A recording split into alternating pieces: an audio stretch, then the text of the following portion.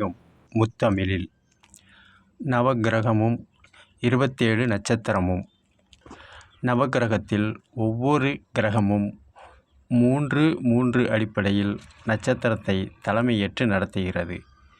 இந்த அடிப்படையில் ஒரு நவக்கிரகம் 3 நட்சத்திரம் அடிப்படையில் 9, 3, 27 நட்சத்திரங்கள். நவக்கிரகம் 9, நட்சத்திரங்கள் 27. இந்த அடிப்படையில் அண்டத்தில் நிகழ்கிறது. இது பிண்டத்தில் ஆயுள் காலம் 120 என்ற அடிப்படையில் சந்திர திசை, செவ்வாய் திசை, ராகு திசை, புதன் திசை, கேது திசை, குரு திசை, சுக்கிர திசை, சனி திசை, சூரிய திசை என 9 அடிப்படையில் பிண்டத்திலும் கிரகம் 1, 3 நட்சத்திரம் அடிப்படும் அண்டத்திலும் வேற்றுமையில் ஒற்றுமை. ஆன்மீகம் முத்தமிழ். இந்த அடிப்படையில் நாம் பூமியில் வாழ்கிறோம்.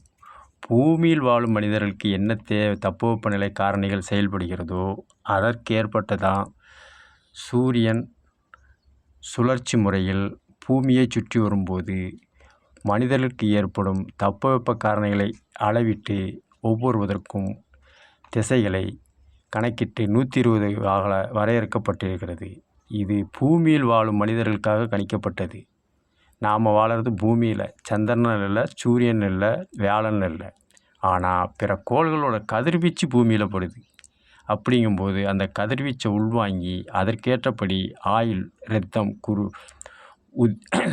நரம்பு போன்றவை சமச்சீர் செய்யவே இந்த நட்சத்திர சுழற்சி முறை.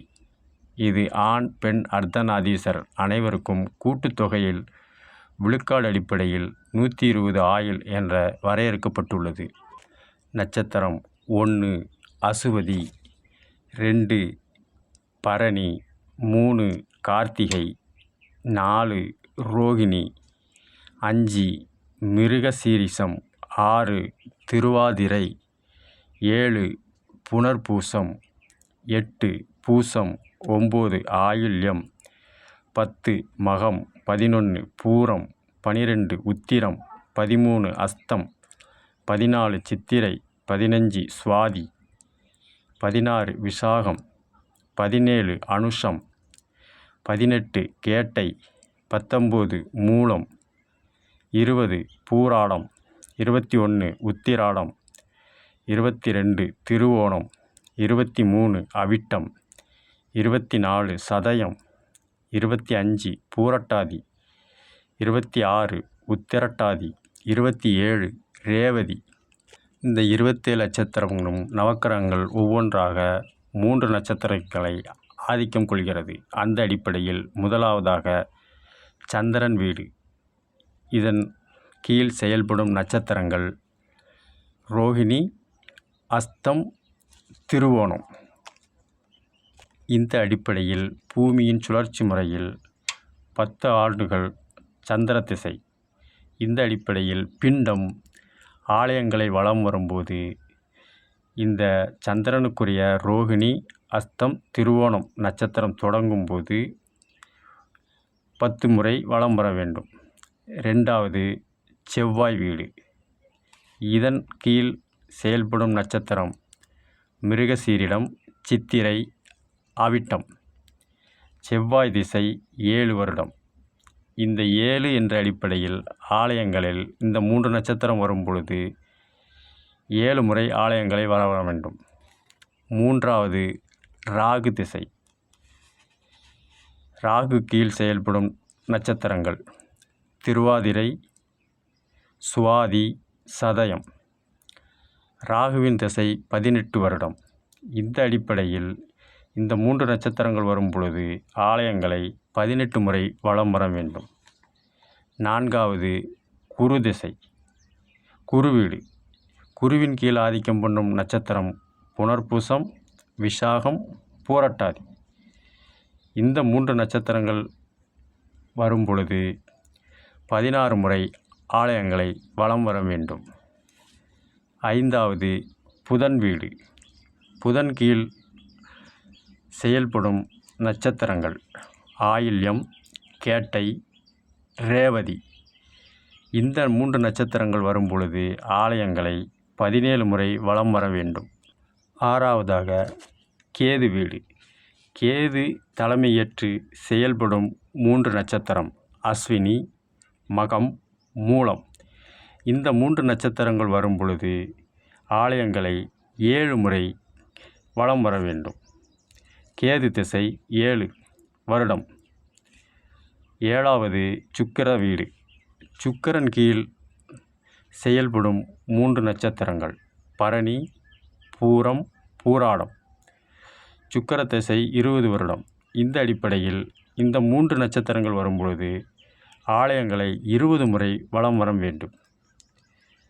8வது சனி வீடு.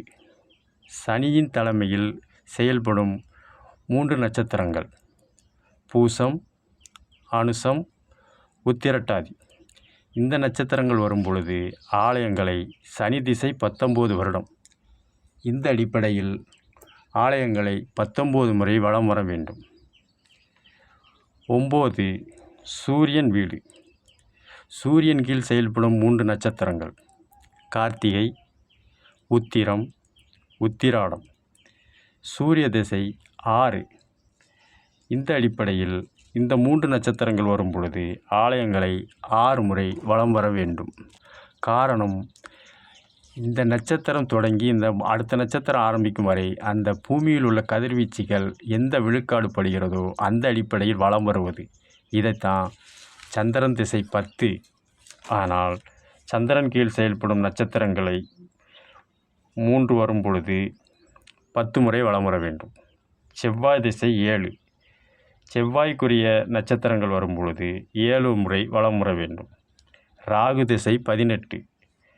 ராகுக்குரிய அந்த 3 நட்சத்திரங்கள் வரும் பொழுது 18 முறை வலம் பெற வேண்டும்.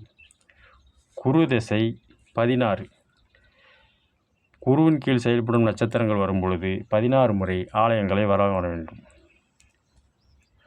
புதன் 17 வருடம். அதன் கீழ் வரும் நட்சத்திரத்த அடிப்படையில் 17 முறை ஆலயங்களை வலம் வர வேண்டும். கேது திசை 7 ஆண்டுகள். அதனால் கேதுவின் நட்சத்திரத்தின் அடிப்படையில் வருவதை ஆலயங்களில் 7 முறை வலம் வர வேண்டும். சுக்கிர திசை 20. இந்த அடிப்படையில் சுக்கிரனுக்குரிய 3 நட்சத்திரங்கள் வரும்பொழுது 20 முறை வலம் வர வேண்டும். சனி திசை 19. இந்த அடிப்படையில் சனிக்குரிய 3 நட்சத்திரங்கள் வரும்பொழுது ஆலயங்களை 19 முறை வலம் வர வேண்டும். சூரிய திசை 6. இந்த அடிப்படையில் சூரியனுக்குரிய நட்சத்திரங்கள் 3 வரும் பொழுது 6 முறை ஆலயங்களில் வர வேண்டும். இந்த அடிப்படையில் வலம் வரும்போது தசை, நரம்பு, எலும்பு, குருதி, சுவாசம் என்ற அடிப்படையில் உயர்வு, மத்தி, தாழ்வு என்பதை சமச்சீர் செய்கிறது. இந்த அடிப்படையில்தான் நவக்கிரகங்களும் 27 நட்சத்திரங்களும். ஒரு நட்சத்திரத்துக்கு 3 நட்சத்திரத்துக்கு ஒரு நவக்கிரகம் அப்படிங்கும்போது 9 கிரகங்கள், ஒவ்வொன்றுக்கும் 3ங்கும்போது 9 3 27 நட்சத்திரம். இந்த அடிப்படையில் திசைகளை கணக்கிடப்பட்டு அண்டத்தில் ஏற்படும் மாற்றத்தை வைத்து பிண்டத்திலும் மாற்றங்கள் ஏற்படும். அதை சமம் செய்யவே வலம் வரும் முறையும் வரையறுத்து கணக்கிடப்பட்டது. ஆன்மீக வைத்திய ஆளுமை. அண்டத்தில் கிரகங்களும் நட்சத்திரங்களும் 60 பாகை, 60 நாளிகை, 60 ஆண்டு, 60 விழுக்காடு முறையே சுழற்சியில் கணக்கிடப்படுகிறது. ஆன்மீக முத்தமிழ் நம் மூதாதையர்கள் அண்டத்தில் அன்றைய தினம், அன்றைய நட்சத்திரம், எந்த பாகை அடிப்படையில் வெப்பக்காற்று, குளிர்காற்று வீதம், தட்பவெப்ப காரணிகள், நாம் வாழ்வது பூமியில், சந்திரன் இல்லை, சூரியன் இல்லை, செவ்வாயில் இல்லை, வியாழன் இல்லை, ஆனால் பிற கோள்களோட கதிர்வீச்சு பூமியில் படுது. அதை சமம் செய்து உடல் பாகைகளை, வெப்பநிலைகளை, குளிர்நிலைகளை சமம் செய்வதற்காக கணக்கிடப்பட்டுள்ளது தான் அந்தந்த நட்சத்திர அடிப்படையில் அந்தந்த நவக்கிரகங்களின் திசை அடிப்படையில் வலம் வருவது கணக்கிடப்பட்டு வரையறுக்கப்பட்டுள்ளது ஆன்மீக வைத்தியம். மேலோட்டமாக பார்த்தா புரியாது. இன்னும் உள்நோக்கி பார்த்தோம்னா, உதாரணத்துக்கு எடுத்துக்கொண்டோம்னா, இன்றைய கிழமை, அதாவது நவக்கிரக அடிப்படையில் 7 கிழமைகள் இருக்கும். அந்த அடிப்படையில் இன்றைக்கு எந்த கிழமை வருதோ அந்த கிழமையில் என்ன நட்சத்திரம் இருக்கோ அந்த நட்சத்திரத்தை அடிப்படையில் கணக்கிடணும். அது எப்படின்னா, இன்றைய நட்சத்திரம் பரணி என்று வைத்துக்கொள்வோம். உதாரணத்துக்கு தான் சொல்கிறேன், அறுதிட்டு சொல்லலை. ஒரு உதாரணத்துக்கு புரியறதுக்காக சொல்கிறது. இன்றைய நட்சத்திரம் பரணி காலை 10:12 வரை, பின்பு கார்த்திகை மறுநாள் 5:30 வரை, பின்பு அதிகாலை 5:31 முதல் ரோகிணி என்று குறிக்கப்பட்டிருக்கும். இந்த அடிப்படையில் பார்க்கும் பொழுது இன்றைய பரணி நட்சத்திரம் 10:12க்கு ஆரம்பிக்குன்னா அதிலிருந்து பரணி நட்சத்திரம். அதுக்கப்புறம் பரணிக்குள்ள வலம் வருவது என்ன சுற்றோ அந்த சுற்றை சுற்ற வேண்டும். பரணி சுக்கிரன் ஆதிக்கத்தின் கீழ் செயல்படும் நட்சத்திரம். அப்போ பரணி நட்சத்திரம் 10:12க்கு ஆரம்பிக்குன்னா அப்பத்தில் இருந்து 10 மணி 12 மணி வரை 20 முறை வலம் பெற வேண்டும். ஆனால் 10:13க்கு கார்த்திகை நட்சத்திரம் வந்துடும். அன்றைய தினமும் வரலாம். அப்படிங்கும்போது கார்த்திகை நட்சத்திரத்துக்குரிய வளம் என்பது சூரியனுக்கு கீழ் செயல்படும் கார்த்திகை நட்சத்திரம். அப்போ சூரிய திசை 6. அந்த அடிப்படையில் பரணி முடிஞ்சு 10:13க்கு கார்த்திகை நட்சத்திரம் ஆரம்பிக்கும்போது சூரியனுக்குள்ளேயே வளமான 6 முறை சுற்றினா போதும். ஆனால் மறுநாள் அதிகாலை 5:30க்கு முன்னால் ரோகிணி நட்சத்திரம்னு போட்டிருப்பாங்க. அப்போ ரோகிணி நட்சத்திரம் சந்திரனோட ஆதிக்கத்தில் நடைபெறும். சந்திர திசை 10. அப்போ அதிகாலை 5:30 வரைய 6 முறை சூரியனோட நட்சத்திரத்தில் சுற்றும்போது 5:31 ஆரம்பிச்சிட்டுன்னா சந்திரனோட நட்சத்திரம் தான் ரோகிணி ஆரம்பிக்கும். அப்போ 10 முறை வலம் வரணும். காரணம், பூமியில் அந்த கதிர்வீச்சு நட்சத்திரங்கள் அடிப்படையில் ஏற்ற இறக்கங்கள் செயல்படும் போது அதற்குரிய திசை என்ற முதலில் பரணிக்கு 20 சுக்கிரனுக்குடைய ஜோலம், 2வது கார்த்திகளுக்கு சூரியனுக்குள்ளது 6 முறை வலம் வர வேண்டும், 3வது ரோகிணி இது சந்திர திசைக்குள்ளே 10 முறை வலம் வர வேண்டும். இப்படி வலம் வரும்போது அந்த ஆலயத்தின் சுற்றளவு, ஆலயத்தின் பாகை, 4 முக்கு இதை கணக்கிட்டு பார்க்கும் பொழுது நம் உடம்பில் என்ன தட்பவெப்பநிலை ஏறுகிறதோ அதை சமம் செய்யவும், இறங்கினால் அதை ஏற்றவும் வலம் வருவதற்காகவே இந்த திசை அடிப்படையில் வலம் வருவது ஆன்மீக முத்தமிழின் ஆன்மீக வைத்தியம். இதில் உயர்வு தாழ்வு, ஆண் பெண் அர்த்தநாதீஸ்வரர் அனைவருக்கும் பொருந்தும். ஏழ்மை வசதி என்ற பாகுபாடோ பாரபட்சியமோ கிடையாது. அனைவரும் பிண்டங்களுக்கும் இது பொருந்தும். இது ஆன்மீக முத்தமிழில் தமிழ் அடிப்படையில் கணிக்கப்பட்டுள்ளது. இதற்கு தமிழும் நம்பிக்கை வேணும், ஆன்மீகத்திலையும் நம்பிக்கை வேணும். மேலும் இதே தட்பவெப்ப காரணிகள் பிண்டத்தில் பார்ப்போம். ஆணாக இருக்கலாம், பெண்ணாக இருக்கலாம், அர்த்தநாதீஸ்வரராக இருக்கலாம். எந்த அடிப்படையில் உள்ள பிண்டத்திலும் சந்திர திசை 10. இந்த அடிப்படையில் 10 வயது வரை அது ஆண் பெண் அர்த்தநாதீஸ்வரர் யாருனாலும் சந்திர திசை அடிப்படையில் வளர்ச்சி பொலிவு என்ற அடிப்படையில் 10 வருடம் மழலை பருவம் மேம்படுத்துதல், இதனையே 10 சந்திர திசை என்ற கணக்கிட்டு சதையை சார்ந்து குறிப்பிடுவது. ஒரு சிறுவர்களை பார்த்தாலோ சிறுமியை பார்த்தாலோ நல்ல வளர்ச்சியாக இருக்கா, பொழிவாக இருக்கா, அழகாக இருக்கா அப்படிமா. அப்போ சந்திரனை சொல்கிறதுக்கு அடிப்படையில் அந்த 10 வயசு வரைய சதை எலும்பு நுரைகள் வளர்வதற்கு பிண்டத்தில் நிகழும் அடிப்படையில் தான் 10 வயது வரை சந்திர திசை என்பார்கள் ஆன்மீக முத்தமிழ். பின்பு 10 வயதுக்கு மேலே குருதியின் மாற்றங்கள் ஏற்படும். காரணம், பனி, மழை, காற்று, கோடை பருவங்கள் காரணத்தினாலும், உணவு பரிமாற்றங்கள் காரணத்தினாலும், பருவத்தின் காரணத்தினாலும் 11 வயசில் இருந்து 17 வயசு வரை சந்திரனோட திசை 10, ஆனால் செவ்வாய் திசை 7.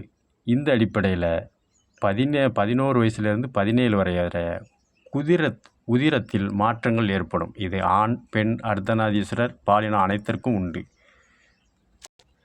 மாறாக குருதியில் ஆறுதல் மாறுதல் தென்படும்.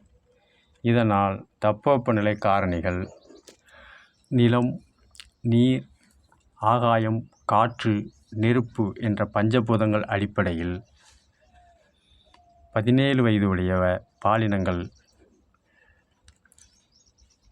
விவேகம் இல்லாத வீரம் என்ற அடிப்படையில் முரட்டு குணம் என்பது அலைபாயும். இதைத்தான் 7 வருஷம் செவ்வாய் தசை நடக்க அடிப்பாங்க. செவ்வாய் குருதிக்குரியது. சந்திரன் 10 தசைங்கிறது சத வளர்ச்சி, அதில் பொழிவு. செவ்வாய் தசை 7ங்கும்போது பிண்டத்தில் குருதியில் முரட்டு குணம் அலைப்பாயும். காரணம் விவேகமில்லாத வீரம், புரியாத வயசு என்று இயற்தமிழில் சொல்லுவாங்க. இதைத்தான் செவ்வாய் தசை 7 என்பது 17 நடக்கும்.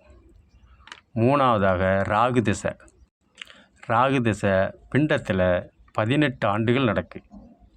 இதில் அறநெறி சார்ந்து, அதாவது வன்முறையை கட்டுப்படுத்தவும், இயற்தமிழில் சொல்லுவாங்கள்ல, அவனுக்கு ஒரு கால் கட்டு போடணும் அப்படிங்கிற இல்லற வாழ்க்கையை சேர்த்து வைப்பது.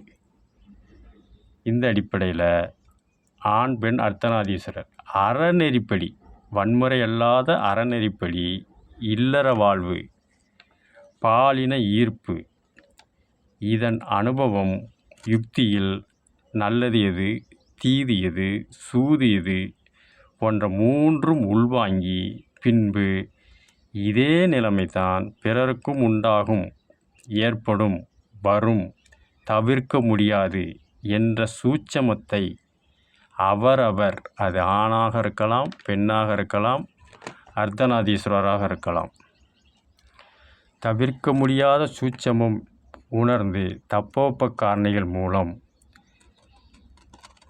கால வயது. ஏன் கால வயது என்றால், இத்தகையதில் வெப்பக்காற்று அடிப்படையில் அதிகமாக ஊடுருவும். உடம்பில் வெப்பம் ஏறும்போது குருதியின் அழுத்தம் கூடும். குருதியின் அழுத்தம் கூடும்போது முன்பின் யோசனை இல்லாமல் தான் எனது என்னது என்பதை, இதனால் வரக்கூடிய நன்று தீது சூதை கட்டுப்படுத்தவே இல்லற வாழ்வில் வெப்பக்காற்று மூலம் பஞ்சபூதங்கள் ஏற்றம் மத்தி தாழ்வு விழுக்காடு அடிப்படையில் ராகு திசை என்ற 18 வெப்பக்காற்று ஊடுருவற்படி காலத்தின் வயது 17 முடிஞ்சு 18 ஆரம்பம். ஆக சந்திரனோட திசை 10, செவ்வாய்க்கு தசை 7, அது குருதியில் ஆரம்பிக்கும். ராகு 18. ஆக மொத்தம் 3ஐயும் கூட்டுத்தோம்னா 35 வயசு. இந்த 35 வயசு வரை ஆணாக இருந்தாலும் சரி பெண்ணாக இருந்தாலும் சரி அர்த்தநாதீஸ்வரராக இருந்தாலும் பிறர் சொல்வதை கேட்காமல் தான் செய்வது தனது செய்வது என்ற கொள்கை கோட்பாடுடன்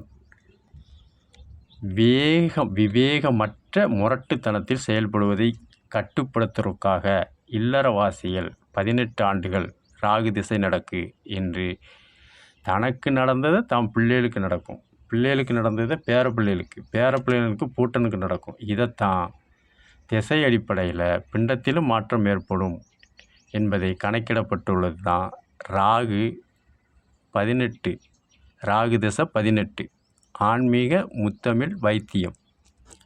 நாலாவதாக குரு திசை. இது 16 வருஷம். இது இல்லற வாழ்விலும் துறவற வாழ்விலும் பொது வாழ்விலும் ஏற்பட்ட கசப்பான இனிமையான பழமையான புதுமையான பொலிவான நன்று தீதுகளை அலசி ஆராய்ந்து அதன் மூலம் கிடைத்த நஷ்டங்களை விட லாபங்கள் எது, லாபங்களை விட நஷ்டங்கள் எவ்வளவு என்பதை கணக்கிடுவதே குரு திசை 16.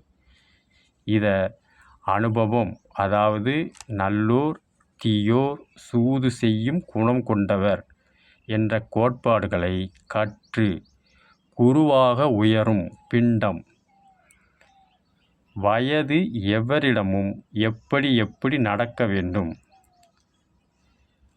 பெரியவரிடம் எப்படி நடக்க வேண்டும், சிறியவரிடம் எப்படி நடக்க வேண்டும், ஆன்றோரிடம் எப்படி நடக்க வேண்டும், சான்றோரிடம் எப்படி நடக்க வேண்டும், பொதுநல சேவகர்களிடம் எப்படி நடக்க வேண்டும் என்பதில் இல்லறத்தில் ஏற்படும் நெளிவு சுழிவுகளை உணர்ந்து அனுபவித்து, அது ஆணாக இருக்கலாம், பெண்ணாக இருக்கலாம், அனுபவ ரீதியாக கல்வி சாலையில் படிக்கும் பாடத்தை விட அனுபவம் என்ற சமுதாயம் கொடுக்கும் பாடங்களே அவனை குருவாக மாற்றுகிறது.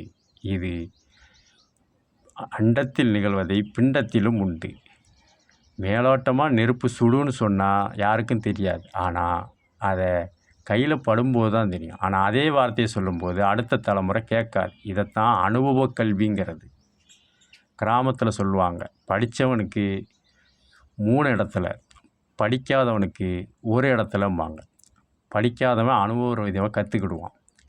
காரணம், ஒரு விவசாயி 3 மணிக்கு 4 மணிக்கு உழவு ஓட்ட, நீர் பாய்ச்ச, பயிர் பாதுகாப்புக்குன்னு அதிகாலை 3 மணிக்கே போவாங்க. அப்போ எந்த விதமான கால்நடைகளும் சாணம் கழித்திருக்கும். அப்போ காலில் மீச்சிட்டாங்கன்னா ஏதோ ஒரு உயிரினத்தோட சாணம் என்பதை உணர்ந்து அதை எண்ணாமல் கால் என்ற ஒரு பகுதியில் மட்டும் சுமந்து நீர் ஓடையில் கழுவி கொண்டு சென்று விடுவார்கள். இது அனுபவ கல்வி. இது எந்த கல்லூரியிலும், எந்த பல்கலைக்கழகங்களிலும், எந்த பாடசாலையிலும், எந்த ஆரம்ப சாலையிலும் கற்றுணர முடியாது. அனுபவத்தால் மட்டுமே முடியும். ஆனால் அதே பாடசாலை, பல்கலைக்கழகம், கல்லூரிகளில் படித்தவர்கள் ஆய்வு, அறிவியல், விஞ்ஞானம், மேன்மைப்படுத்துதல், யுக்தி சொல்லுதல், புத்தி சொல்லுதல் என்ற கோட்பாடுகளை தனக்குத்தானே விதித்து கொண்டு அதே சாணத்தை அதே அதிகாலையில் அவர்கள் மிதிக்கும் பொழுது இது சாணந்தானா இல்லது பிற மல கழிவா என்பதை முதலிடம் காலில் இருப்பதை எடுத்து கையில் தொட ஆரம்பிப்பார்கள்.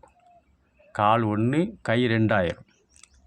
அப்புறம் இருந்தால் அவங்க சந்தேகம் போடாது. அந்த கையில் இருக்கிறத எடுத்து நாசிக்கு கொண்டு வருவாங்க. அப்போ நாசியில் ஆயிரும். அதான் படித்தவனுக்கு 3 இடத்துல, கால், கை, நாசி 3லே ஆயிரும். அதுக்கப்புறம் அவனுக்கு சந்தேகம் ஆகாது. விளக்கு வச்சு பார்ப்போம். இது பாடக்கல்வி, பல்கலைக்கல்வி என்பது என்ன ஏது என்று ஆராயும் பொழுது காலங்களும் விரயமாகும். அதனால் ஏற்படும் இன்னல்களும் இடர்பாடுகளும் ஏற்படும். ஆனால் இதை எதையுமே பார்க்காம அனுபவ கல்வி ஒன்று தான் அவர்களுக்கு விதிப்பட்டது. கழிவு தான், ஆனால் ஏதாவது ஒரு கழிவு இருக்கத்தான் செய்யும் என்று அடுத்த வேலையை பார்க்கும்போது கால விரயமாகாது, இடர்பாடுகள் இருக்காது, மனச்சஞ்சலங்கள் வராது, குழப்பங்கள் வராது. அடுத்த பணம் தன் வேலையை செய்வார்கள். இதைத்தான் குரு திசை 16 என்பார்கள். அனுபவக் கல்வியைத்தான் குரு திசைங்கிறது. இது எந்தவித பல்கலைக்கழகங்களோ பாடசாலையிலோ கல்வித்துறையிலோ பெற முடியாது. உதாரணத்துக்கு, என்னதான் நீங்கள் பல்கலைக்கழகம் பட்டதாரிகள் என்ற பெயரில் பதக்கங்கள் பட்டங்கள் வாங்கினாலும் அதை வைத்து பணிக்கோ தொழிலுக்கோ இல்லறத்துக்கோ போகும் பொழுது முன் அனுபவம் இருக்கா? குடும்பத்தை இல்லறவாசிகளுக்கு அனுசரிச்சுக்கு போகக்கூடிய தன்மையில் அவனுக்கு அனுபவம் இருக்கான்னு தான் கேட்காங்க. படிப்பை விட என் வீட்டு நிலைமை இதுதான். அதை வரக்கூடிய பெண்ணுக்காக இருந்தாலும் சரி, அது படித்தெல்லாம் இருக்கலாம், ஆணாக இருந்தாலும் சரி படித்தெல்லாம் இருக்கலாம். ஆனால் என்னோடய வரவு செலவுக்கு ஏற்றபடி நடக்க அனுபவம் இருக்கா? படிப்பு அங்கே தேவையில்லை. அதே மாதிரி தொழில் பண்ணும்போதும் இந்த தொழில் செய்ய முன் அனுபவம் இருக்காம்பாங்க. அப்போ அந்த இடத்துல கல்வி என்பது பின்னுக்கு தள்ளப்படுகிறது. இதைத்தான் அண்டத்திலும் பிண்டத்திலும் வேற்றுமையில் ஒற்றுமை என்ற அடிப்படையில் பிண்டத்தில் உள்ள ஒவ்வொரு பகுதி வளர்ச்சியையும் திசைகளாக கணக்கிடப்பட்டு குரு திசை 16 ஆண்டுகள் என்பதை அனுபவ கல்வி என்ற அடிப்படையில் அறிவுரை பெரும் வயது குரு திசை 16 ஆண்டுகள். இது 35 வயசு ராகு திசைங்கிற வீரம் விவேகம் முடிஞ்சதுக்கப்புறம் 36 தொடங்கி 16 வருஷம் கூட்டினா 51 வயசு. இந்த 51 வயசு வழிய அனுபவங்களை சொல்லக்கூடிய வயதில் தான் இருப்பாங்க. அது ஆணாக இருந்தாலும் சரி, பெண்ணாக இருந்தாலும் சரி. இதைத்தான் குரு திசை 16 என்று ஆன்மீக முத்தமிழில் வைத்தியம் ஆளுமை. 5வதாக புதன் திசை 17 வருடம். புதன் திசையில் பிண்டத்தில் நாடி, நரம்பு, எலும்பு, குருதி, திசுக்கள் குன்றி, ஆனால் தான் பெற்ற இன்னல், இடர்பாடு, தாழ்வு, வழிவகை தனக்கு சார்ந்த சந்ததிகளுக்கும் வரும் என்பதை கற்று உணர்ந்து அதற்கு ஏற்றபடி அவரவர் சந்ததிக்கு ஊன்றுகோலாய், ஆதரவாக தலை சாயும் தோள்களாய், அரவணைக்கும் மடிகளாய், உணவளிக்கும் மூதாதையரால் பிறர் கஷ்ட நஷ்டங்களை ஏற்க முடியாவிட்டாலும் அதனை குறைக்கக்கூடிய வகையில் சுமை தாங்கியாக சாய்ந்து கொள்ள இடம் அளிக்கும், காமம் இல்லாத, வஞ்சகமில்லாத, மார்பகமாக சாய்ந்து கொள்ள இடம் கொடுப்பார். அது ஆணாக இருக்கலாம், பெண்ணாக இருக்கலாம், அர்த்தநாதீஸ்வரராக இருக்கும். இதில் பாகுபாடு கிடையாது. குணாதிசயங்களை நடைபெறும் வயது புதன் திசை. இது 17 வருடம். குரு திசை 51 வயது முடிஞ்சு 17 கூட்டினோம்னா 52லேருந்து ஆரம்பம். அப்போ 68 வயது வர புதன் திசை. இதைத்தான் புதன் திசை 17 என்று வரையறுக்கப்பட்டுள்ளது. இது ஆறுதல், அரவணைப்பு, எவ்வித காம உணர்வுகளோ பாலின உணர்வுகளோ இல்லாமல் பிறருக்கும் ஏற்படும் இடர்பாடுகளை தாங்கிக் கொள்ளும் ஊன்றுகோலாய், சுமை தாங்கிகளாக திகழும் வயது 68. கோபப்படும் வார்த்தைகளை சொன்னாலும் கோபத்தை காட்டிக்கொள்ளாமல் செயல்படும் ஆன்மீக முத்தமிழ் வைத்தியம். இல்லறத்திலும் சரி, இந்த கிழவி இருக்கிறதோட போகலாமலாம் என்று அபசகன வார்த்தைகளை பேசினாலும் தனது மகன், பிள்ளைகள், சந்ததிகளுக்காக விட்டு கொடுத்து போகும் மனப்பக்குவம் கொண்டவர்கள். இது துறவரத்திலும் பிறருக்காக உபதேசம் செய்வோர். போற்றுவார் போற்றலும், தூற்றுவார் தூற்றலும் என்ற அடிப்படையில் சொற்பொழிவுகள், உபதேசம் செய்வது. ஆளுமையிலும் பிறர் எதிரணி, ஆளுமணி என்று அவரவர்கள் குறைகளை, நிறைகளை சுட்டிக்காட்டி சமச்சீர் செய்வதும் இந்த புதன் திசையில்தான். புதன் திசை 17 வருடம் என வரையறுக்கப்பட்டுள்ளது. அண்டத்திலும் பிண்டத்திலும் வேற்றுமையில் ஒற்றுமை. 6வதாக கேது திசை 7. இது குளிர்ந்த தன்மையில் 5 விதத்தில் ஏற்படும் மாற்றங்கள் பிண்டத்தில். இதைத்தான் கேது திசை 7 வருடங்கள். 68 வயசுக்கு பின் 69 தொடங்கி 7 கூட்டினா 75 வரை. இதைத்தான் 7 ஆண்டுகள் கேது திசை. 69 வயது முதல் 75 வரை. இதில் தளர்வு மூலம் கற்றுப்பெற்ற அனுபவம் தனக்கு நிகழ்ந்தது போலவே எதிர்வரும் தன் பிள்ளைகளுக்கும் பேரப்பிள்ளைகளுக்கும் பூட்டன் பூட்டிகளுக்கும் நிகழும் என்பதை உறுதி பண்பாட்டை நன்கு உணர்ந்து அதனை முழுமையாக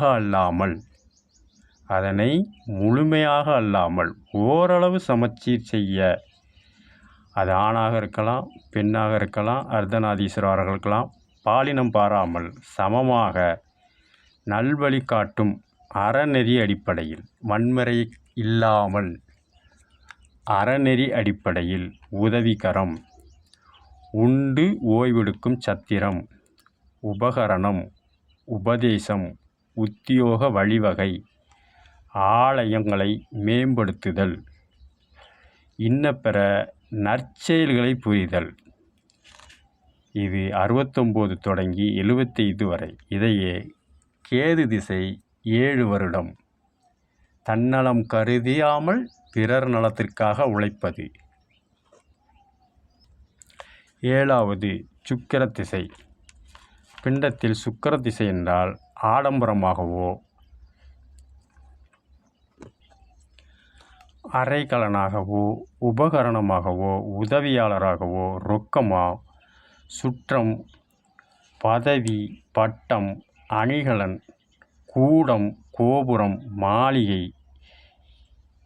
என்பதை குறிப்பது கிடையாது. எல்லாம் இருந்தாலும் ஆண் பெண் அர்த்தநாதீஸ்வரர் எவராயிருந்தாலும் மேலே குறிப்பிட்டவை எல்லாம் இருந்தாலும் நோய் இல்லாமல் இருக்கணும். அதுதான் சுக்கிர திசைங்கிறது. உதாரணத்துக்கு எனக்கு வீடு இருக்குது, மாடு இருக்குது, மனைவி இருக்குது, மக்கள் இருக்குது, எல்லாம் இருக்குது. ஆனால் பசி இல்லை, நிம்மதி இல்லை என்பார்கள். இதை கொடுக்கறது தான் சுக்கிர திசை. இது 20 ஆண்டுகள். இதை இயற்தமிழில் சொல்லணும்னா நோயற்ற வாழ்வே குறைவற்ற செல்வம். அப்போ இங்கே சொல்கிற செல்வம் நோய் இல்லாமல் ஒருத்தன் எவன் வாழ்கிறானோ அவனுக்கு தான் சுக்கிர திசை. இப்போது நம்ம உணவை நாம் சாப்பிட்றதுக்கு முடியல. காரணம், இத்தனை மணிக்கு நீங்கள் இதை சாப்பிட்ணும், இதை சாப்பிடக்கூடாதுன்னு மேலை நாட்ட கலாச்சாரப்படி மாத்திரைகளாகவும் மருந்துகளாகவும் உட்கொள்கிறோம். அப்போது நீங்கள் ஆரோக்கியமாக இல்லை என்பது தான் குறிக்கிறது. இதை நிகழ்த்துவது தான் சுக்கிர திசைங்கிறது. 20 ஆண்டுகள். எத்தனை காலம் மனிதன் வாழ்ந்தான் என்பது கேள்வி இல்லை, அவன் எப்படி வாழ்ந்தான் என்பதை நினைத்தால் வாழ்வினில் தோல்வி இல்லை. தாய்மேல் ஆணை தமிழ்மேல் ஆணை குருடர்கள் கண்ணை திறந்து விட்டேன், உயிர் போனாலும் தீமைகள் நடப்பதை தடுத்து விட்டேன் என்று நானானையிட்டால் நாடகத்தமிழில் இசைத்தமிழில் பாடியிருப்பாங்க. ஆன்மீக முத்தமிழ் ஆளுமை வைத்தியம்.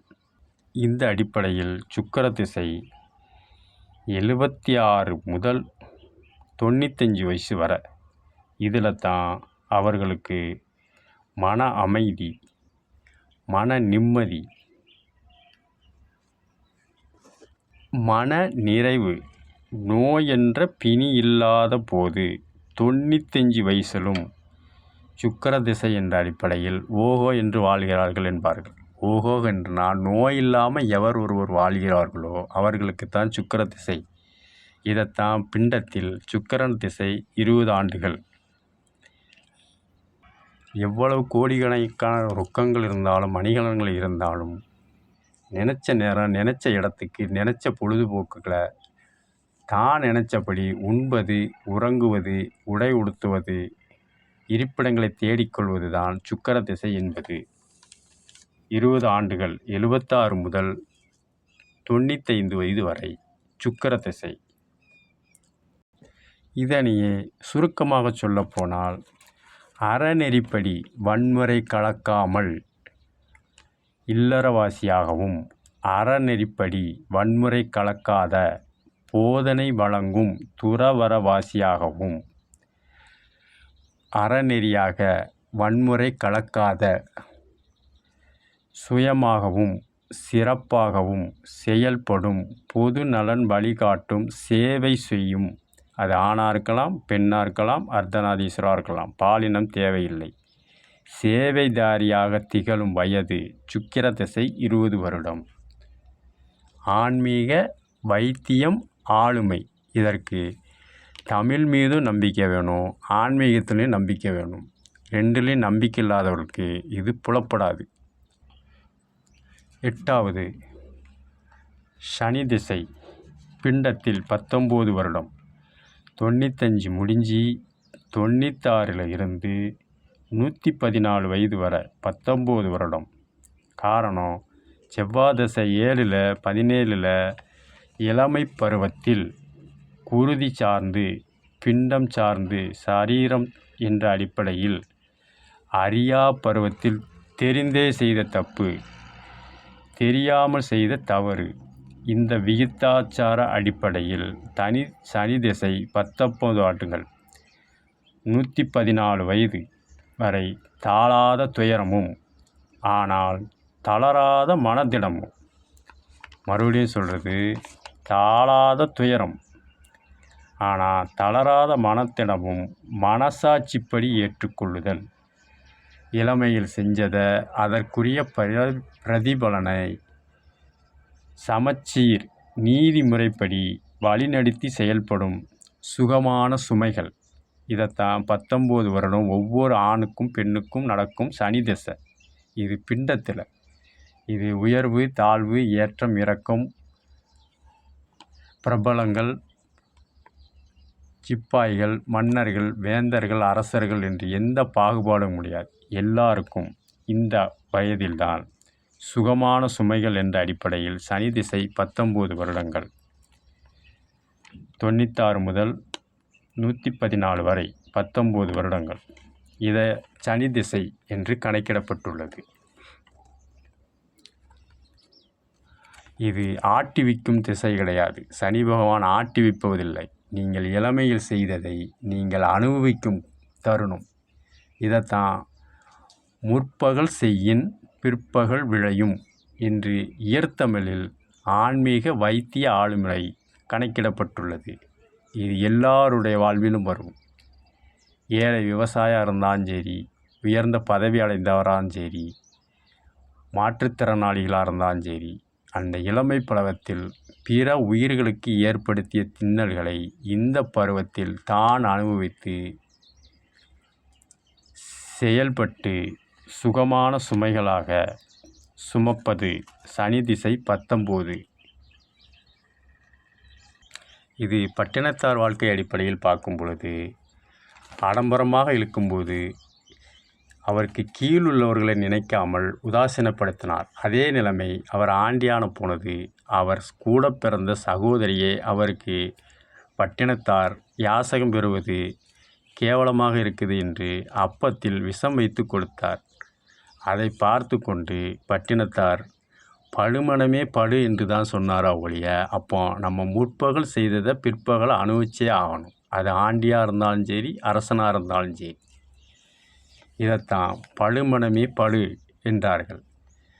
ஆயிரக்கணக்கான பொருள் பொன் முத்துக்கள் இருந்தாலும் தவம் நிம்மதி என்ற அடிப்படையில் ஒரு ஆலயத்திற்குள் பட்டினத்தார் உட்கார்ந்திருந்தார். அப்போ ஒரு திருடன் களவாண்ட முத்து மாலையை ஆலயத்துள் வீச தவக்கோலத்தில் இருந்த பட்டினத்தார் கழுத்தில் பட, ஆனால் திருடன் ஓடிவிட்டான். அந்த திருடனை பிடிக்க வந்த அரசர் சபையில் உள்ள காவலாளிகள் பட்டினத்தார் கழுத்தில் இருந்த மாலையை பார்த்துட்டு அரச மாலையை பட்டினத்தார் தான் களவாண்டார் என்பது கொண்டு போவார். அப்பமும் அவர் சொன்ன வார்த்தை படுமனமே படுன்னு தான் சொன்னார். காரணம், முற்பகல் செய்யின் பிற்பகல் விளையும். இதைத்தான் சனி திசை என்பது பிண்டத்தில் ஆண் பெண் அர்த்தநாதீஸ்வரர் பாருபட்சம் பாராமல் சமமாக நடக்கும் 19 ஆண்டுகள். இதையே சுமைகள் தான் இருந்தாலும் பட்டினத்தார் சொல்ல மாதிரி படுமனமே படு சுகமான சுமைகள். இதை சனி திசை 19 ஆண்டுகள். ஆன்மீக முத்தமிழில் வைத்தியம் ஆளுமை. 9வதாக சூரிய திசை 6 வருடம் 114 வயது முடிந்து 115 தொடங்கி 120 வரை 6 ஆண்டுகள். அறநெறிப்படி இல்லறவாசியாகவும் தன்னைப்போல் பிறருக்கும் இடர்பாடுகள் நிகழும் என்பதை மெஞ்ஞானத்தால் கற்றுணர்ந்து அறநெறிப்படி உள்ள துறவரவாசியும் இவ்விரண்டையும் அவரவர் சந்தர்ப்ப சூழ்நிலைக்கு ஏற்ற ஆன்மீக வழிவகையாகவும் ரிக் சாம அஜுர் அதர்மண வேதனைப்படி வழிவகை செய்து அதனை வன்முறையல்லாமல் அறநெறிப்படி ஆன்மீக முத்தமிழில் நம்பிக்கை உள்ளவர்களுக்கு மட்டும் இது புரியும். நமது முன்னோர்கள் அவரவர் முறையீடு மன்றம் செல்லாமல் அவரவர் மனசாட்சியே நீதிபதி. இதைத்தான் இயற்தமிழில் வள்ளுவர் எழுதினது. தன்னெஞ்சறிவது பொய்யற்க பொய்த்த பின் தன்னெஞ்சே தன்னை சுடும் என்ற அடிப்படையில் நமது மூதாதையர்கள் கண்ணுக்கு தெரிந்த காட்சி தெய்வமான சூரிய பகவான் அண்டத்தில் வணங்கும் கடவுள். இதே இது பிண்டத்திலும் மனிதனுக்கு நன்று தீது போன்ற வகை வழிவகை செய்து அவரவர் வாழ்வுக்கு ஏற்ற நடைமுறையை வகுத்து கொடுப்பது. இதைத்தான் இசைத்தமிழில் மனிதன் என்பவன் தெய்வமாகலாம், வாரி வாரி வழங்கும்போது வள்ளலாகலாம், வாளை போல தன்னை கொடுத்து தியாகியாகலாம் என்பார்கள். சூரிய பகவான் உயர்வு தாழ்வு ஏற்றம் இறக்கம் என்று பாகுபாடு இல்லாமல் அனைவருக்கும் சமமாக கொடுப்பது அடிப்படையில் சூரிய திசை 6. இந்த அடிப்படையில் பிண்டத்திலும் நாடி நரம்புகள் தளர்ந்த 115 முதல் 120 6 ஆண்டுகால்கள் அவர்கள் வாழ்வை சிறப்பாக செயல்பட்டு மனிதன் என்பவன் தெய்வமாக செயல்படுவது சூரிய திசை 6 ஆண்டுகள். இதில் சிலருக்கு ஐயப்பாடுகள் ஏற்படலாம். எப்படி என்றால், குறைஞ்ச வயசுலேயே எல்லாரும் மரணம் அடைகிறார்களே, எப்படி ஒரு மனுஷன் 120 வயசு வரைய வாழ முடியும்? இது கட்டுக்கதை, ஏமாத்து வேலை, பழப்புக்காக செய்கிறது என்று நம் ஆன்மீக முத்தமிழர்களை ஏளனம் செய்வார்கள். இதை ஏற்தமிழில் சொல்லணும்னா, கைவினை கரவேல் என்று ஆத்திச்சூடியில் ஔவையார் எழுதியிருக்கார். உனக்கு தெரியாது என்பதற்காக தெரிஞ்ச விஷயத்தை மறைக்காத. நீ ஒருவன் வாழ பல உயிர்களை வாட்டி வதைக்காத என்பதன் பொருள் அடிப்படையில் நாம் முன்னோர்கள் வாழ்க்கையை பின்னோக்கி பார்த்தால் புரியும். சுவடுகளும் அடிச்சுவடுகளும் கல்வெட்டுக்கள் மூலம் உணவு, உடை, உறைவிடம் அடிப்படையில் கணக்கிட்டு பார்த்தால் அவர்கள் 100, 120 வயது வரை வாழ்ந்தவர்கள், அதற்கு மேலும் வாழ்வார்கள். ஆனால் இதன் அடிப்படையில் அண்டத்தில் நிகழ்வதும் பிண்டத்தில் நிகழும் என்பதை தான் நவக்கிரக திசைகளாக கணக்கிடப்பட்டுள்ளது. மேலும் இயற்தமிழ் அண்டத்தில் பிண்டத்திலும் வேற்றுமையில் ஒற்றுமை என்று இயற்தமிழில் கணக்கிடப்பட்டுள்ளது. நம் மூதாதையர்கள் வாழ்ந்த வாழ்க்கையை எண்ணி பார்த்தால் இது புரியும். இது மேலோட்டமாக புரியாது. காரணம், தமிழ் மீது நம்பிக்கை வேணும், ஆன்மீகத்தில் நம்பிக்கை வேணும். தமிழ் மீதில் நம்பிக்கை இல்லாமல் ஆன்மீகத்தில் நம்பிக்கை இல்லாதவருக்கு இது புலப்படாது. என்று கிழக்கிந்திய கம்பெனி என்ற வியாபாரம் உள்ளே வந்ததோ, அவர்கள் விட்டு சென்றது பேச்சுரிமை சுதந்திரத்தை தான் கொடுத்துருக்காங்க. ஆனால் எழுத்துரிமை சுதந்திரத்தை அவர்கள் தான் இன்னும் நிலைநாட்டிக்கிட்டு இருக்காங்க. அந்த அடிப்படையில் நீங்கள் உண்ணக்கூடிய உணவை அவன் சொல்லி தான் உண்றீங்க. நீங்கள் உடுத்தக்கூடிய உடைகளை மேலை நாட்டு கலாச்சார உடைகளை தான் உடுத்துறீங்க. நீங்கள் உறங்கக்கூடிய உறைவிடத்தை மேலை நாட்டு கலாச்சாரப்படி தான் செயல்படுத்துகிறீங்க. காரணம், இங்குள்ள தட்பவெப்பநிலை, தமிழகத்தில் உள்ள தட்பவெப்பநிலை வேறு, மேலை நாட்டு தட்பவெப்பநிலை வேறு, வட மாநிலத்தில் உள்ள தட்பவெப்பநிலை வேறு, மத்திய பிரதேசத்தில் உள்ள தட்பவெப்பநிலை வேறு, பூமியின் மேற்பகுதியில் உள்ள தட்பவெப்பநிலை வேறு, கீழ்ப்பகுதியில் உள்ள தட்பவெப்பநிலை வேறு. பூமியின் கதிர்வீச்சு சந்திரன், செவ்வாய், வியாழன் போன்ற கதிர்வீச்சுகள் படும் வெப்பநிலையை அடிப்படையில் தான் 60 விழுக்காடு, 60%, 60 நாளிகை அடிப்படையில் கணக்கிடப்படுகிறது. இந்த அடிப்படையில் நாம் வாழ்வது பூமியில். பூமியிலும் நாம் வாழக்கூடியது தமிழ் மொழி பேசுகிறது. தமிழ் மொழியிலும் தமிழ் மொழி அடிப்படையில் தமிழ் கலாச்சாரப்படி பண்பாட்டை கடைபிடிச்சா தான் வாழ்வாதாரம் என்ற நோய் இல்லாமல் சிறந்து ஆரோக்கியமாக 120 வயது வரை வாழ முடியும். ஆனால் நாம் மேலை நாட்டு கலாச்சாரத்தைப்படி படித்து, மேலும் தமிழ்நாட்டில் படிக்கலை, ஒரு குறிப்பிட்ட ஊரை சொல்லி நாட்டை சொல்லி அந்த படித்தேன் என்று தான் சொல்வார்கள். அங்கே படிக்கும்போது கண்டுபிடிப்புகள் அங்குள்ள வெப்பநிலைப்படி தான் மாறுபடும். அதே தட்பவெப்பநிலை தமிழ்நாட்டில் இருக்காது. அப்போ இங்கே என்ன தட்பவெப்பநிலையோ அதுக்கு தக்கனதான் உணவு, உடை, உறைவிடம். இதை மாற்றி பிறருக்காக வாழ்வதனால தான் 120 ஆண்டுகள் இன்னும் உயிரோடு வாழாமல் இளமையிலேயே உயிர் துறக்கும் சம்பவங்கள் எழுகின்றன. அதாவது, தமிழன் உணவு காரமான மிளகாய அயோடின் கலக்காத நம்ம துறைமுகத்திலிருந்து நம்ம தமிழர்கள் வாழ்ந்த வாழ்க்கைக்காக வாழ்வாதாரம் இருக்கிற உப்பு வாங்காமல் மேலை நாட்டு உப்பு வாங்குறதுனால தான் இரத்த அழுத்தம் அதிகமாகிடுது. ஆனால் தமிழ்நாட்டு கலாச்சாரப்படி பழையதுக்கு பச்சை மிளகாயை கடலில் வர்ற உப்பில் முக்கி சாப்பிடுவாங்க. அப்போ ரத்தம் எலும்பு, சதை, நரம்புகள் பயிற்சியாகவும் ஊட்டச்சத்தாகவும் உயிர் சத்தாகவும் செயல்கிறது. ஆனால் நம்ம தமிழ்நாட்டு உணவை தமிழன்னு சொல்கிறோமோ ஒழிய, ஆன்மீகவாதின்னு சொல்கிறோமோ ஒழிய, ஆன்மீக பிரசாதங்களும் வாங்கி சாப்பிட்றதில்ல, தமிழன் உணவையும் கடைபிடிக்கிறதில்ல. மாறாக இத்தனை மணிக்கு இந்த மாத்திரையை போடுங்க, இத்தனை மணிக்கு இந்த மருந்து சாப்பிடுங்க, இத்தனை மணிக்கு இந்த ஊசி போடுங்க, இத்தனை மணிக்கு என்னை பாருங்கள் அப்படின்னு உங்கள் வாழ்க்கையவே மேலை நாட்டு கலாச்சாரப்படி சொல்கிறதுனால தான், அவன் வாழ்க்கைக்கு உங்களை கொண்டு போகிறனால தான் உங்கள் வாழ்க்கையை உங்களால் 120 ஆண்டுகள் வாழ முடியவில்லை. இன்னும் எடுத்துக்காட்டுக்கு பாருங்கள், தமிழ் உணவு, தமிழ் விவசாயம் செய்கிறவங்க இன்னும் 150 வயது வரை வாழ்கிறது தகவல் தொழில்நுட்ப அடிப்படையில் காண்பிக்கப்படுகிறது. இது நேரடியாகவும் இருக்கிறது. இன்னும் உயிரோடு இருக்க தான் காரணம், உணவு, உடை, உறைவிடம் தமிழன் கலாச்சாரப்படி இருக்கணும். என்றைக்கு நாகரிகம் என்ற அடிப்படையில் மேலை கலாச்சாரத்தை விரும்பினமோ அன்னைக்கு ஆயுள்கள் குறைய ஆரம்பித்துவிட்டது. இதைத்தான் அவ்வை பாட்டி உனக்கு தெரியாதுங்கிறதுக்காக தெரிஞ்ச விஷயத்தை மறைக்காத என்பார்கள். ஆத்திச்சூடியில் கைவினை கரவேல் என்பார்கள் ஔவையார்.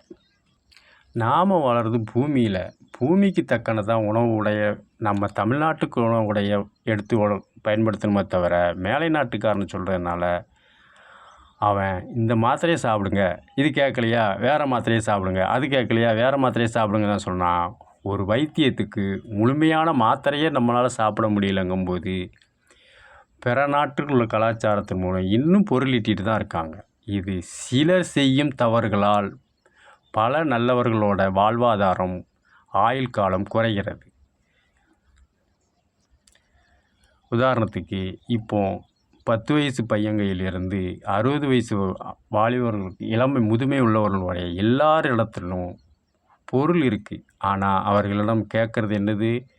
நிம்மதி இல்லை, மனச்சஞ்சலம், பசியின்மை, தூக்கமின்மை, முட்டுவலி, கைவலி, கண்ணுவலி, நாசுவலி, வயிற்றுவலி, இப்படி உச்சி முதல் பாதம் வரை வலி என்று தான் சொல்கிறார்கள்.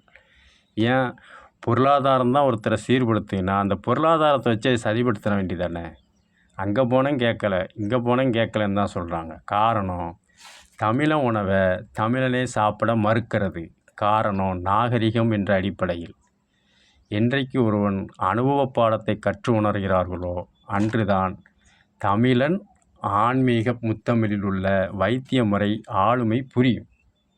தமிழ் மீதும் பற்றில்லாதவர்கள், ஆன்மீகத்திலும் பற்றில்லாதவர்களுக்கு இது புலப்படாது. காரணம், அவர்கள் சிந்தனை அனைத்தும் பொருளீட்டும் ஒன்றே குறியாக உள்ளது. தான் பிள்ளை என்ன படிக்குதுன்றே பெற்றோர்களுக்கு தெரியவில்லை. தான் தகப்பனார் எங்கே வேலை பார்க்கிறார்கள் என்றும் தெரியவில்லை. தாம் எந்த குடியிருப்பில், எந்த இடத்தில், எந்த கதவு இலக்கத்தில் இருக்கிறோம் என்றே அவர்களுக்கே தெரியாது. காரணம், எல்லாம் தொழில்நுட்ப தகவல் தொடர்பை பார்த்து தான் கணிக்கிறாங்க. ஆங்கிலத்தில் செல்லில் தான் இருக்கிற இடம், தான் வாழ்கிறத வாழ்வு, நம்ம வீட்டு எண்ணெய் எல்லாமே பார்க்குறாங்க. ஆனால் அந்த காலத்தில் வீடு, தெரு, நம்பரு, இருப்பிடம் எல்லாமே மனப்பாடமாக வச்சுருப்பாங்க. காரணம், பல்கலைக்கழகங்களை விட பெரும் எழுத்தறிவோட ஆங்கிலேயர்கள் இன்னும் நம்மளை எழுத்தடிப்படையில் அடிமையாக தான் வச்சுருக்கிறாங்க. ஆனால் பேச்சு சுதந்திரத்தில் தமிழர்கள், அனுபவம் என்ற பேச்சு சுதந்திரத்தில் இன்னும் சிலர் இருப்பதனால தான் தமிழர் கலாச்சாரம், பண்பாடுகள் ஓரளவு எதிர்கால சந்ததிகளுக்கு பயன்படுகிறது. ஏற்கனவே சொன்ன மாதிரி 25% இழப்பீடு பெற்றாதான் 75% உயிரினங்கள் வாழ முடியும். அந்த 25% இழப்பீடுகள் ஆன்மீக முத்தமிழர்கள் இருக்கிறனால தான் 75% இன்னும் சிறப்பாக செயல்படுகிறார்கள். ஆன்மீக முத்தமிழ் சொன்னால் புரியாது, சொல்லத்தான் புரியும். காரணம், ஆன்மீகத்திலும் நம்பிக்கை வேணும், தமிழ்லையும் நம்பிக்கை வேணும். பிற மொழி கற்றவர்களுக்கு புரியாது. 120 வயதை விட்டுவிட்டு பொருள் சேர்ப்பது தான் நாகரிகம் என்பதை குறிக்கோளாக செயல்படுவது தான் தவறுகளுக்கும் பிழைகளுக்கும் விதையாக வித்திடப்படுகிறது. ஆன்மீக முத்தமிழ். சொன்னால் புரியாது, சொல்லச் சொல்லத்தான் புரியும். நாம் வாழறது பூமியில், சந்திரனில் கிடையாது, சூரியனில் கிடையாது, செவ்வாயில் கிடையாது, வியாழனில் கிடையாது, புதனில் கிடையாது. பூமியில் இந்த கதிர்வீச்சுகள் புலப்படுது. அதற்கேற்றபடி வாழணுங்கிறதுக்காகத்தான் ஆன்மீக முத்தமிழ் வைத்தியம் ஆளுமை கணக்கிடப்பட்டுள்ளது. இதைத்தான் தவறுகளை திருத்தி கொள்வது அனுபவம், இதை ஆன்மீகம்பாங்க. ஆனால் தவறுகளை நியாயப்படுத்தி பிறர் மீது கட்டாயமாக திணிப்பது, உட்புகுத்துவது, மழுங்கச் செய்வது, இருப்பதை இல்லை என்றும் இல்லாததை இருப்பது என்றும் புனரமைப்பது, இது ஆவேசம் ஆட்கொல்லி எனும் பிணி நோய்.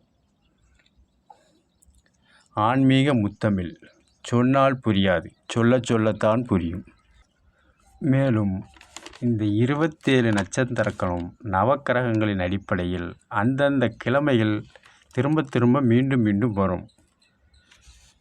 சந்திரன் என்ற திங்கள் கிழமையில்தான் ரோகிணி, அஸ்தம், திருவோணம். இது சந்திரனோட திசை 10 என்ற அடிப்படையில் வரும். செவ்வாய் என்ற வீடு, இது செவ்வாய்க்கிழமை. இந்த செவ்வாய்க்கிழமையில் தான் மிருகசீரிடம், சித்திரை, அவிட்டை போன்ற நட்சத்திரங்கள் வரும். இது செவ்வாய் திசை 7, ராகு திசை 18. இந்த ராகு எல்லா கிழமை, அதாவது 7 கிழமைகளும் ஞாயிறு முதல் சனிக்கிழமை வரை எல்லாத்தையும் ஊடுருவி செய்வதனால இந்த ராகு என்பது திருவாதிரை, சுவாதி, சதயம் இந்த நட்சத்திரத்தில் வரும். குரு என்பது 16 திசை, குரு திசை 16.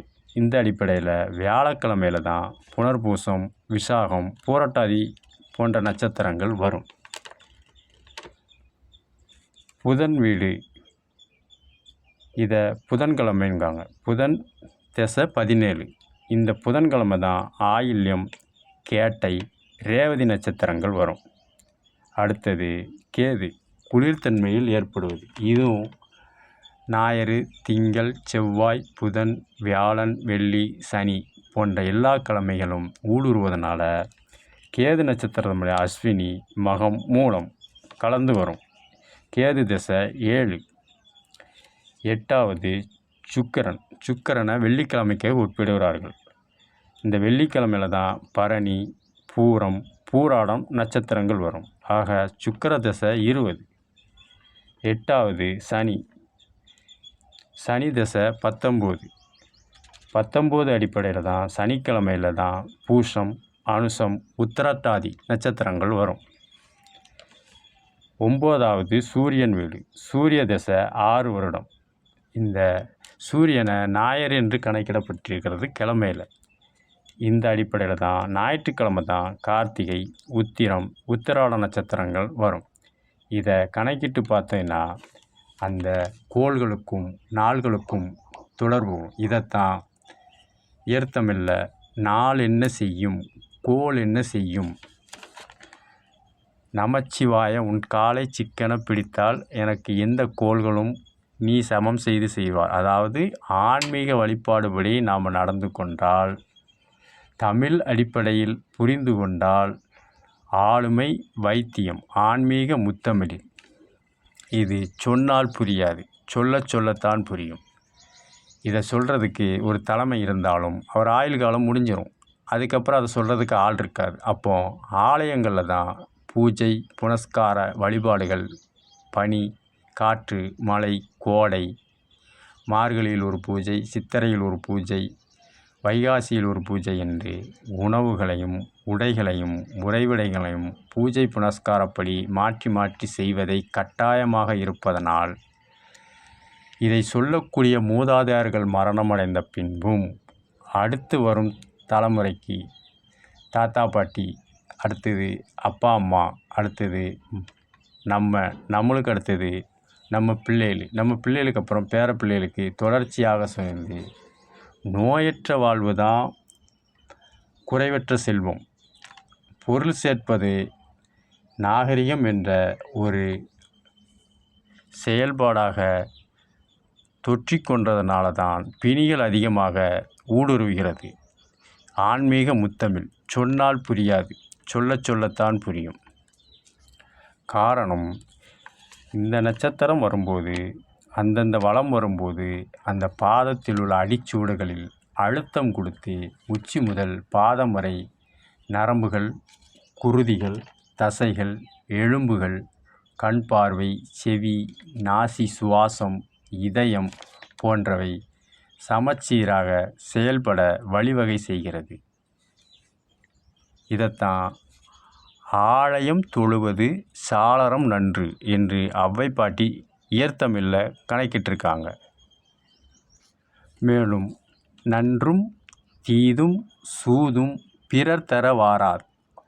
நல்லது நடந்தாலும் கெட்டது நடந்தாலும் தீமை நடந்தாலும் ஓம் மூலியமாக தான் வருது. இதையும் சொன்னது இயற்தமிழில் ஆன்மீக முத்தமிழ். இதை இசைத்தமிழில் படகோட்டி என்ற நாடகத்தமிழில்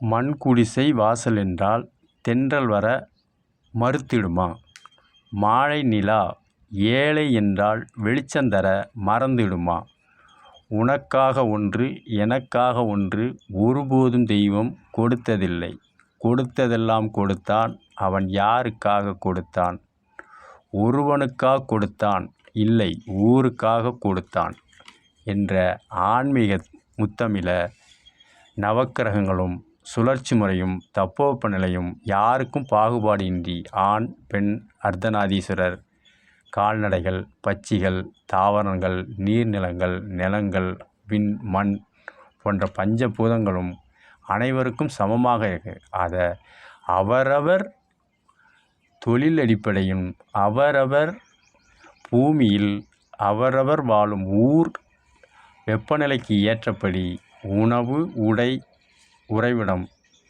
கையாளப்படுவது தான் ஆன்மீக முத்தமிழில் நவக்கிரகங்களும் 27 நட்சத்திரங்களும் சந்திர திசை செவ்வாய் திசை சந்திர திசை 10 செவ்வாய் திசை 7 ராகு திசை 18 குரு திசை 16 புதன் திசை 17 கேது திசை 7 சுக்கிர திசை 20 சனி திசை 19 சூரிய திசை 16.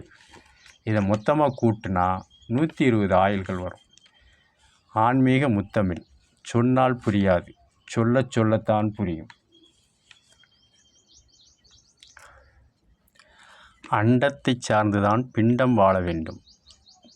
பிண்டம் கட்டுப்பாட்டுக்குள் அண்டத்தை கொண்டு வர முற்பட்டால் ஏற்படும் இன்னல் இடர்பாடு இழப்பீடுகளை பிண்டம்தான் தாங்கிக் கொள்ள இயலாது. இதைத்தான் ஆன்மீக முத்தமிழ் வைத்தியம் ஆளுமை முறை எங்களால்தான் முடியும் என்ற கோஷம் மழுங்கி நம்மால் மட்டுமே முழுமையாக இல்லாமல் ஓரளவு சமச்சீர் செய்யப்படும் என்ற எண்ணம் எப்போது தோன்றுகிறதோ அப்போதுதான் பிணி என்ற இடர்பாடுகளிலிருந்து வெளியே வர முடியும்.